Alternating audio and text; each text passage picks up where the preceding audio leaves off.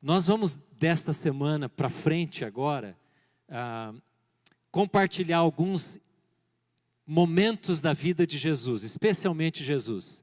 E a partir de agora, olhando para esse movimento Eu Mais Um, nós vamos ter mensagens cujo tema geral é encontros.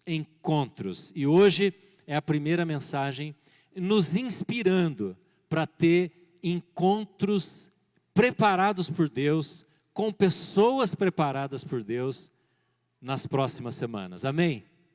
Vamos abaixar as nossas cabeças, vamos orar. Pode colocar. Pai, nós queremos agradecer ao Senhor, porque o Senhor usou pessoas na vida do Nelson, na vida da Fabiola, e na nossa vida, na nossa história. Quanta coisa, ó Deus, aconteceu em nós, pela obra do Teu Espírito, através da vida de pessoas. Eu te louvo, ó Deus, por esta possibilidade de agora termos, nós mesmos, nas nossas mãos, sermos instrumentos do Teu agir na vida de algumas pessoas que o Senhor já está preparando para nós. E eu quero te agradecer, porque vamos ver muitos milagres do Senhor acontecendo em nosso meio, pela conversão. Nós oramos assim: ajuda-nos a entender a Tua palavra nesta noite, quando vamos conhecer essa história maravilhosa desta mulher que se encontrou com Jesus. Nós te agradecemos, em nome de Jesus, amém, amém, amém. Muito bem, eu queria fazer uma pergunta para você, que é a seguinte: você tem alguém na sua vida, no seu histórico de vida, que Deus usou para levar você a conhecer a palavra, converter-se a Cristo, conhecer a Bíblia, se tornar membro de uma igreja, enfim, entregar a sua vida a Cristo? Você teve alguém na sua vida que Deus usou para isso acontecer? Tem ou não? Com certeza. Com certeza. A grande maioria das pessoas, e eu vou fazer a pergunta, você vai levantar a mão daqui a pouco, se for o seu caso. A grande maioria das pessoas, elas vão para Cristo, ou vêm para Cristo. Elas se abrem para Jesus, através da vida de alguém. Na minha vida, eu tive várias pessoas, os meus pais foram muito importantes, então foi a família, meus avós, meus pais. Talvez na sua vida tenha sido um amigo seu, que como a Fabiola e o Nelson, este amigo introduziu você a Jesus. Quem aqui teve alguém que foi importante? Levante a mão, por favor. Dá uma olhada do lado, olha para trás, para frente. Quase 100%. E é igual essa estatística que está aqui, olha.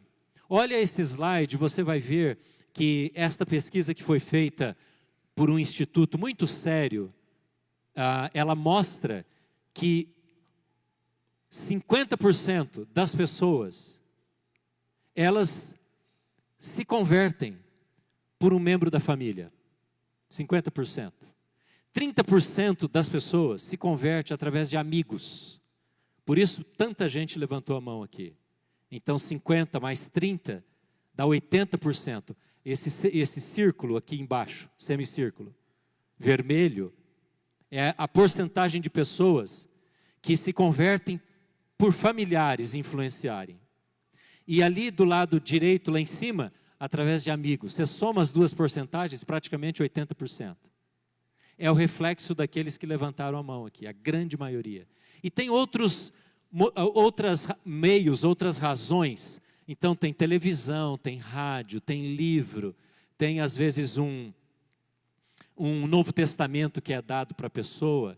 Todas essas coisas têm importância, mas depois tem que ter alguém que leve de fato a pessoa a compreender quem é Jesus. Nessa noite, eu quero compartilhar com você sobre um desses encontros de uma pessoa com Cristo e como essa pessoa foi usada para alcançar outras pessoas. Abra comigo, por favor, a Bíblia em João capítulo 4. O pastor Rodrigo começou o culto falando deste texto E esse texto narra, descreve a história de uma mulher que conheceu Jesus e como ela foi usada por Deus para abençoar outras pessoas. João, Evangelho de João, capítulo 4, nós vamos ler do versículo 27 em diante.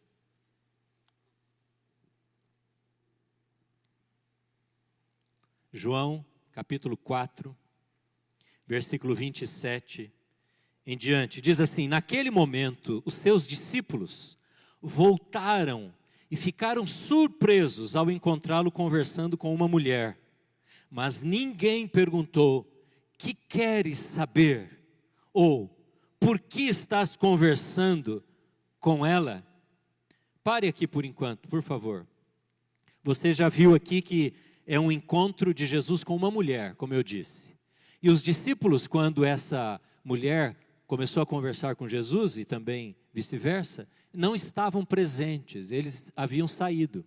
E quando essa conversa se estabelece entre Jesus e a mulher, a conversa vai muito bem. E Jesus vai tratando de assuntos sérios com ela. E Jesus vê um coração sedento, um coração necessitado. Mas os discípulos que haviam saído, quando voltam, ficam chocados, não entendem, não percebem o que está acontecendo. E quando eles chegam de volta perto de Jesus, com a comida que eles haviam ido buscar, comprar no supermercado, eles fazem esta pergunta, essa indagação no coração: por que ele está conversando com essa mulher? Veja, continuando a leitura, versículo 28. Então, deixando o seu cântaro, a mulher voltou à cidade e disse ao povo: venham ver um homem que me disse tudo o que tenho feito.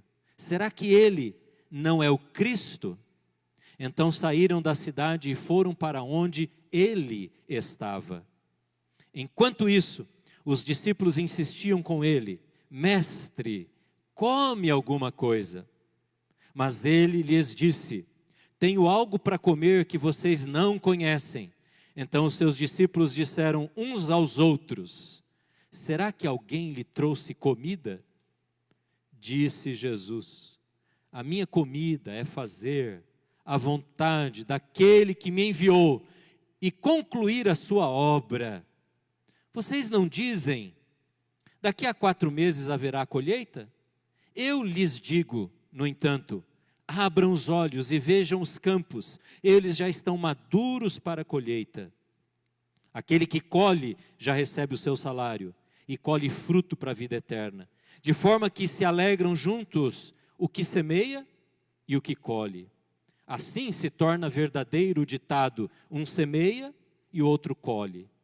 Eu os enviei para colherem o que vocês não cultivaram.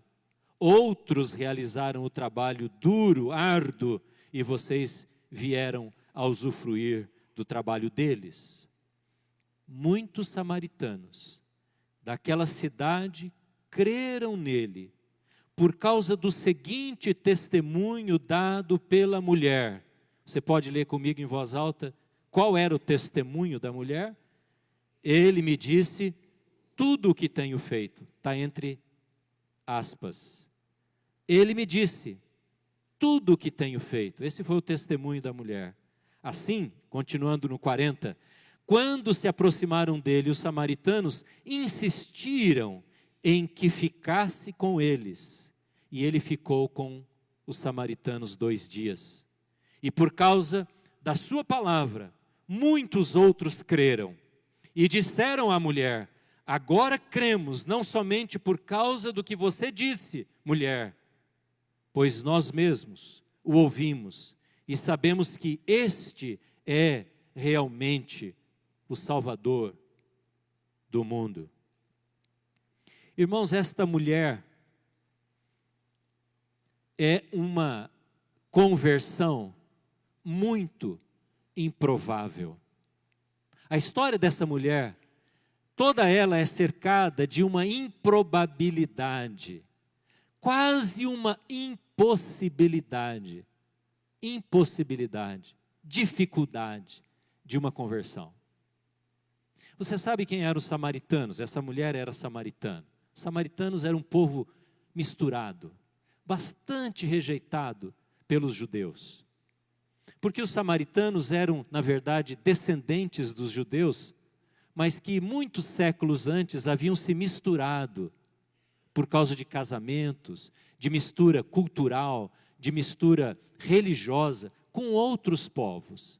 E os judeus que zelavam, que procuravam a pureza religiosa, seguir a lei de Moisés, buscava a pureza na língua, nos costumes. Eles olhavam para os samaritanos, apesar de serem parentes lá atrás, mas com bastante desprezo. Tanto é que quando um judeu ia de Jerusalém para a Galileia, tinha que passar por essa terra dos samaritanos, eles desviavam, andavam bem mais. Mas Jesus não fez isso, ele simplesmente foi direto e passou pela terra dos samaritanos, porque ele queria se encontrar com essa mulher que estava aberta e necessitada de receber a palavra. Mas ela é improvável por ela ser samaritana em primeiro lugar. Como que um judeu, e aí os discípulos e ela mesma ficam assim estupefatos, ficam chocados. Como é que pode o mestre conversar com uma mulher e uma mulher samaritana? Ela era mulher. Isso já dava muitos pontos negativos para esse encontro acontecer. Era improvável um rabino conversar com uma mulher, ainda mais sendo uma mulher samaritana. E ainda mais sendo uma mulher samaritana cuja vida ética e moral não era das melhores. Essa mulher tinha tido vários relacionamentos com vários homens. E num dado momento da conversa, que Jesus chama que ela de fato pare para ouvir, ele diz assim: vá lá então, eu vou esperar você, chama o seu marido, vem aqui que eu quero conversar com vocês dois. Jesus estava apontando, pondo o dedo na ferida, e ela diz com muita transparência: eu não tenho marido. E Jesus diz: é verdade, eu sei disso, mas eu quero conversar com você mesmo assim, porque você já teve muitos maridos e esse homem com quem você vive não é seu marido. Então há uma impossibilidade, uma improbabilidade muito grande. E quando você está ouvindo sobre esse eu mais um, eu penso que há muitos de nós aqui que tem amigos que você colocaria nessa lista dos improváveis. Você tem amigos assim? Familiares assim? Que você diria: esse aqui parece com a mulher samaritana. É muito difícil, pelas possibilidades humanas, que essa pessoa venha se converter. Eu queria que você hoje conservasse no seu coração, na sua mente, essa pessoa. Porque esta mulher que tem uma possibilidade muito pequena de ser alcançada pelo amor, pelo poder, pela transformação de Jesus, de fato põe todo mundo em choque, em surpresa. Os discípulos, quando chegam, começam a conversar entre si. Eles começam a dizer: como é que pode isso estar acontecendo? Como que Jesus vai gastar tempo com uma mulher como essa? O que está passando na cabeça do nosso mestre? Perdendo tempo com essa pessoa. E eles voltam surpresos. Mas quando a mulher é tocada no coração por esse encontro com Jesus, ela começa a dar um testemunho. Aliás, um testemunho, digamos aqui, bastante fraco. Bastante fraco. Essa mulher deixa o seu jarro de água que havia, com o qual ela havia ido buscar lá no poço, e vai para a cidade, e ela chega diante da cidade, um vilarejo muito pequeno chamado Sicar, talvez 400, 500 pessoas, e ela chega nessa cidade, e ela diz assim: eu conheci um homem, e este homem me falou tudo o que eu tenho feito. Que testemunho esquisito. Fraco, poderíamos dizer assim. E ainda mais, ela acrescenta uma pergunta depois de fazer esta afirmação. Eu conheci um homem e ele me contou tudo o que eu tenho feito. Ela diz assim: será que ele é o Messias? Veja, irmãos, ela chegar na cidade e dizer: conheci um homem que me disse tudo o que eu tenho feito, grande novidade. Ela era uma mulher conhecida na cidade, pelos seus muitos relacionamentos. A fama da mulher samaritana na sua própria cidade não era boa. Então chegar na cidade e dizer: olha, eu tenho uma notícia para vocês, um homem me falou tudo o que eu tenho feito. E daí? Nós todos sabemos o que você tem feito. Veja que testemunho pequeno, fraco, quase insignificante. E quando ela lança a pergunta: talvez ele seja o Messias, porque ela havia conversado com Jesus sobre isso. Vejo que tu és o Messias. És de fato o Messias? E Jesus trava essa conversa com ela. E ela, em dúvida ainda, eu não sei se de fato ele é o Messias, vai na cidade e diz isso. Talvez quando você está ouvindo falar do Eu Mais Um, e desse material bem bonito, colorido, que tem aqui 3 estudos, 3 pequenas mensagens, que nós então vamos à casa de alguém, ou no trabalho, ou numa cafeteria, ou no colégio, na faculdade, e vamos ler a Bíblia e orar e conversar sobre esses textos com esses nossos amigos. Você talvez pense na dificuldade que você possa ter de compartilhar um pouquinho da sua fé com alguém. Talvez você olhe para essa mulher e diga para você mesmo, você diga assim: eu também diria muito pouca coisa se alguém me chamasse para falar da minha vida com Jesus, do que eu sei sobre Jesus. E eu sei que quando a gente fala sobre esse movimento Eu Mais Um, e a gente vai explicando mais nas próximas semanas, algumas pessoas vão pensar assim, talvez já estejam pensando aqui, alguns de nós: eu não consigo, eu não sei fazer isso. Eu amo os meus amigos, eu gostaria muito de ver meus familiares convertidos, mas eu não vou dar conta de pegar isso aqui, de ligar para um amigo, para uma família, um casal, e dizer: eu gostaria de ir na sua casa, eu gostaria de ler a Bíblia com você, de bater um papo com você sobre 3 histórias de Jesus. Podemos fazer isso? Alguns já estão tremendo, não é? Só de pensar na possibilidade. Hoje de manhã, depois do culto, um moço veio a mim e falou: pastor, eu já tenho 5 pessoas, porque nós oramos no final do culto, para Deus trazer a memória. E ele disse: eu tenho 5 pessoas, como é que eu faço? E aí conversamos, eu aqui, para mim mesmo, não é? Fiquei entusiasmado, eu falei: nossa, ele ouviu pela primeira vez esse assunto e já está com 5 nomes, alguns da família e alguns do trabalho. Mas eu sei que nem todos entre nós estão entusiasmados assim. Irmãos, esta mulher tinha tudo para não dar certo, tinha tudo. Então, quando você for pensar em alguém, não considere como relevante o fato de você achar difícil a pessoa aceitar, ou você saber fazer.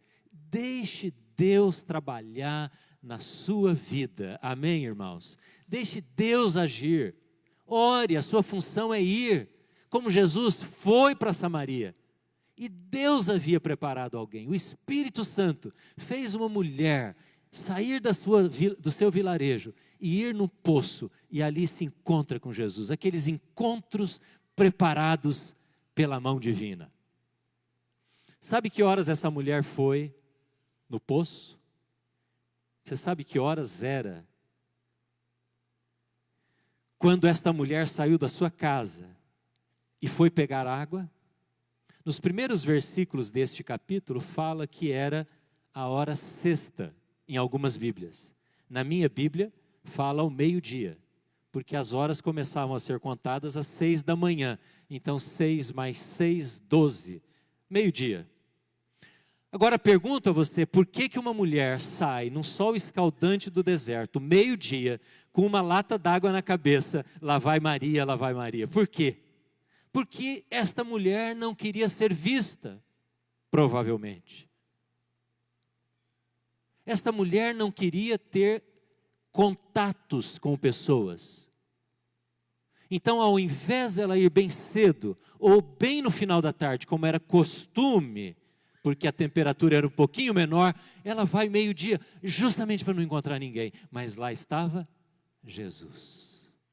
Jesus alcança as pessoas, às vezes de surpresa.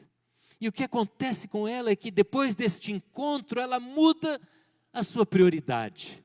Ela sai de casa com um cântaro nas costas, segurando aquela vasilha enorme.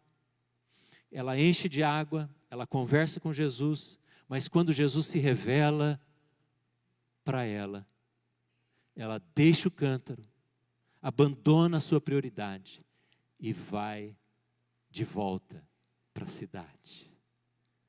O que eu estou fazendo? Cadê a água? Ou talvez alguém tenha visto chegando na cidade, onde é que está o cântaro?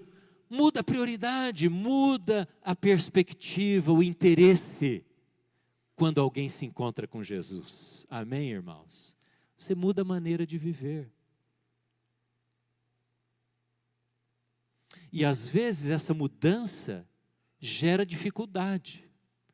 Uma vez Jesus falou que o evangelho, que ele havia vindo e traria consigo espada, separação, e que alguns pais iam ficar contra os filhos e alguns filhos iam ficar contra os pais, porque o evangelho às vezes entra e muda tanto a perspectiva de vida, os valores, a maneira de viver, que faz separação. Tem hora que não dá mais para namorar a mesma pessoa. Tem hora que não dá mais para ter o mesmo comportamento que tinha antes.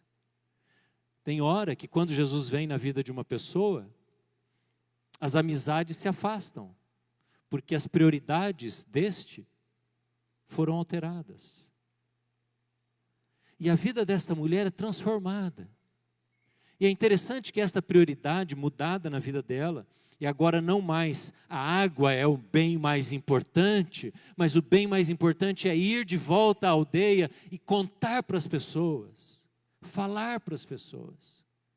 E ela chega na aldeia e ela diz: gente, vocês não sabem o que aconteceu. Eu conheci um homem que falou tudo o que eu tenho feito. Eu encontrei um homem que me conhece por dentro e por fora e revelou para mim, sem eu ter falado nada, como é a minha vida, como eu estava vivendo e estou vivendo a minha vida. Essa mulher, amados irmãos, não tem medo de assumir perante a sua comunidade, perante o seu vilarejo, perante as pessoas, tudo o que eu tenho feito. Ela não tem mais medo, ela não tem vergonha de dizer para aqueles homens. E muito provavelmente aqui ela está falando com homens, porque na comunidade o hábito era que os homens ouviam, especialmente essas discussões religiosas, será ele o Messias? As mulheres não participavam desta conversa. Então muito provavelmente ela chega perante os líderes da cidade e diz assim: eu conheci um homem que falou o que eu tenho feito. Essa mulher perde o medo de se expor, a vergonha de dizer quem ela é. Ela era conhecida, as fofocas, as conversas aconteciam nos círculos da cidade, mas agora ela diz, por conta própria: eu sei o que eu tenho feito, inclusive ele me fez lembrar dos meus pecados, dos meus erros, das minhas infelicidades. Essa mulher se abre para apresentar: eu posso encarar a minha vida, porque eu olhei e me encontrei com Jesus. Você imagina isso? Alguém que não tem mais medo de dizer: eu sei que eu sou pecadora, e eu sei que eu estou andando por caminhos de vergonha, mas eu encontrei alguém que com amor falou o que eu tenho feito. Essa é a expectativa, meus queridos irmãos e irmãs, que nós precisamos ter quando pensamos no movimento Eu Mais Um. De termos encontros com pessoas que vão ser tão preparados pelo Espírito Santo, que elas vão dizer, a minha vida está aqui diante de Deus, eu exponho a minha vida e quero ser transformado por Ele. Amém, irmãos? Essa é a nossa expectativa, que Deus vai agir. E esse encontro desta mulher com Jesus faz com que ela encare a si mesma. E ela não tenha mais medo de encarar as pessoas. Porque ela sabe que há um Deus, que é o Messias, que a acolheu, que a amou e que vai perdoá-la. É interessante como esse encontro desta mulher transforma. Ao invés de agora ir não mais ao meio-dia ela vai perante os homens da cidade, os líderes da cidade, e dizem, eu preciso abrir a minha vida, porque agora eu encontrei alguém que me aceitou. Às vezes você pode ter pessoas que têm vergonha do que estão fazendo, medo. Estão carregando uma culpa tão grande. Imagina hoje quantos pais, hoje, neste dia, sabem que tem culpa na relação com seus filhos. Talvez nestes dias alguns velórios aconteceram. E talvez alguns filhos não tiveram alegria e coragem de ir no sepultamento dos seus pais. Há uma culpa. Há um juízo estabelecido pela própria consciência no coração de muitas pessoas. Você tem amigos assim, nós temos amigos, familiares assim. E essas pessoas poderão ser libertas se elas se encontrarem com Jesus e receberem o perdão que só o Messias pode dar. Amém, irmãos? Essa é a nossa expectativa. Esse é o encontro libertador de Jesus. Diferente de um outro encontro na Bíblia. Eu estava pensando nestes dias, olhando para esse texto, e me lembrei de um outro encontro que a Bíblia descreve. Quando ao invés de ter libertação de culpa, teve sim introdução de culpa. O primeiro encontro narrado na Bíblia. Quando Adão e Eva estão andando pelo jardim, e eles se encontravam com o Senhor Criador todos os dias, todo o tempo, mas de repente eles se encontram com a serpente, com Satanás, e Satanás faz a proposta, e eles caem na sedução de Satanás, e eles se encontram, estabelecem essa conversa, que eles achavam que seria libertadora, que eles achavam que poderia levá-los a uma posição maior do que aquelas que eles estavam. E o que acontece logo depois desse encontro? Há certos encontros que marcam a vida de alguém, e que levam esta pessoa para o mais fundo abismo, não é verdade? Às vezes um encontro num motel, um encontro num relacionamento, um encontro na amizade, um encontro na vida profissional, pode levar alguém para o buraco mais fundo que ele possa jamais imaginar. Não é assim mesmo? Quando Adão e Eva se encontraram e permitiram este relacionamento com a serpente Satanás, imediatamente eles se encobriram, se esconderam, tiveram vergonha, o medo veio sobre eles, a vergonha veio sobre eles. E diferente desta mulher que expõe o seu erro, expõe a sua vida, Adão e Eva se encolhem, se escondem, não querem falar sobre o assunto e começam a denunciar um ao outro perante o Criador. Que tipo de encontro as pessoas, nossas amigas, os nossos amigos, estão tendo? Essa é a pergunta. Que tipo de encontro está sendo oferecido por nós para os nossos amigos? Encontros de libertação, encontros de vida, de acolhimento, de perdão, de aceitação incondicional, ou elas estão tendo apenas encontros de acusação, de afastamento, de preconceito, de abandono? Que tipo de encontro os nossos amigos têm? Essa é uma oportunidade que Deus está nos dando, gerando em nosso meio, de sermos usados por Deus para encontrar pessoas. E finalmente, o que acontece no final da história? Os discípulos vêm com aquela conversinha furada, eles não estavam entendendo nada que estava acontecendo.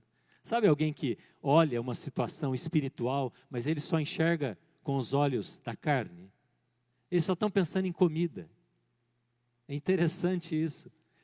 A coisa está acontecendo na vida de uma mulher está sendo transformada pelo poder de Deus, e eles estão, Jesus, come alguma coisa, Jesus. Será que alguém veio antes da gente e deu comida para o mestre? Eles não estão entendendo nada. Eu espero que nenhum de nós aqui, ninguém, nem os jovens, adolescentes, nem os mais velhos, a gente não passe por essa oportunidade, agora em mês de agosto, mês de setembro, como os discípulos passaram por aquela experiência, sem entender nada, sem se envolver com nada. Eles deviam ser as primeiras pessoas, não é verdade, a dizer, eu quero conhecer essa mulher, vamos lá, vamos ajudá-la, porque ela precisa ser introduzida agora como uma discípula naquela cidadezinha de Sicar. Mas eles estão preocupados com comida. E a coisa passa por eles. E eles perdem as oportunidades. Você não vai perder a oportunidade, amém, irmão? Você não vai perder a oportunidade. Ninguém aqui vai perder a oportunidade. Vai ser uma onda do Senhor na nossa vida. Nós simplesmente vamos dizer, Senhor, eu estou aqui, eu quero encontrar as pessoas que o Senhor tem preparado para a minha vida. E Deus vai preparar os divinos encontros. E ela chega na cidade, ela chega para os homens, e a curiosidade deles, por causa desta exposição voluntária tão grande, que eles vão para Jesus. E eles falam com Jesus, veja o impacto que causou a experiência da mulher na vida daqueles moradores. Eles vão para Jesus e dizem, Jesus, o senhor precisa ficar conosco. E o que aconteceu? Jesus fica com eles 2 dias, não estava previsto. Mas Jesus é sensível para se encontrar com pessoas. Ele quer estabelecer encontros. E ele fica naquele vilarejo 2 dias. E as pessoas tiram as suas dúvidas, conversam com eles. E depois, no final da história, eles vão para a mulher. Agora é eles que vão procurar a mulher. Olha, agora nós estamos entendendo, não por aquilo que você falou apenas, mas agora nós ouvimos. Agora nós entendemos e cremos, não só por causa do seu testemunho. Você já pensou você completar esse círculo? Aqui no Eu Mais Um tem um círculo, né? Como é o círculo na nossa vida? Este ciclo virtuoso, porque alguém falou comigo, eu falo com alguém, e esse alguém fala com Jesus, e esse alguém é usado por Jesus para falar com outro, e assim o ciclo vai acontecendo, o ciclo de virtude, o ciclo de vida, o ciclo de salvação. Amém, irmãos? Alguém tocou na sua vida, alguém falou de Jesus para você. O que você vai fazer? A história termina, eu quero convidar você para ler o último versículo que nós lemos, o finalzinho do versículo 42. Diz assim, agora sabemos, são os moradores falando, versículo 42, agora sabemos que Ele é de fato o Salvador do quê? Do mundo. Não deixe passar desapercebida essa expressão. Por que eles falam o Salvador do mundo? Porque ele era considerado um rabino dos judeus. E os samaritanos estavam fora da preocupação religiosa dos judeus. E quando essa mulher vai e fala com Jesus, ela é, escute bem, ela é a primeira pessoa na Bíblia, fora do mundo judaico, das cidades dos judeus, da Judéia, da Galiléia, porque ela está em Samaria. É a primeira pessoa que tem oportunidade clara de ouvir o Messias, Jesus. E a primeira pessoa que teve as portas do Evangelho abertas para que ela entrasse no reino. É a primeira pessoa. Por isso os samaritanos dizem, ele de fato é o Salvador do mundo, não é o Salvador dos judeus, ele é o Salvador de todos, mesmo de nós samaritanos.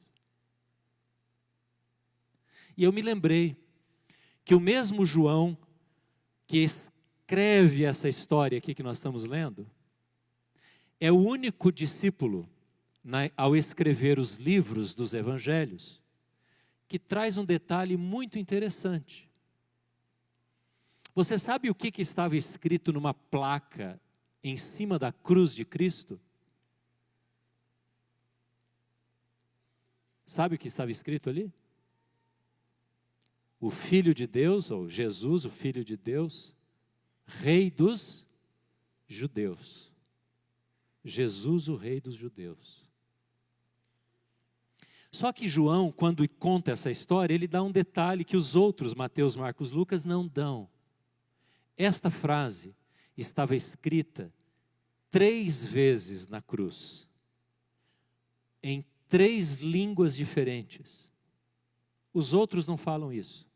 Mas porque João tem essa narrativa de Jesus alcançando outros povos, de outras etnias, povos misturados e desprezados, talvez ele também tenha se preocupado em colocar na sua história da crucificação, que sobre a cruz de Jesus, isso está lá em João capítulo 18, 19, há uma placa escrita em 3 línguas, é a mesma frase, mas os outros não dão esse detalhe, escrita em aramaico, em latim e em grego. E eu fiquei pensando, por que João diz isso? Porque a visão de João é mostrar que Jesus é o Filho de Deus, o Messias, enviado ao mundo. E não é só para os judeus lerem em aramaico, que era a língua falada naqueles dias, ali no meio dos judeus. Mas é também para os gregos, é também para os romanos lerem em latim, em grego e em aramaico. Porque o Evangelho é para toda pessoa, os mais samaritanos que você possa conhecer, amém? Os mais difíceis, os mais impossíveis ou improváveis na nossa vida. Quem são eles? Eu quero convidar você nessa noite para ter um tempo de oração agora. Nós estamos crendo que Deus vai agir no nosso meio, e que no final de setembro nós vamos ter muita gente convertida ou querendo conhecer mais Jesus, por causa desses encontros preparados por Ele.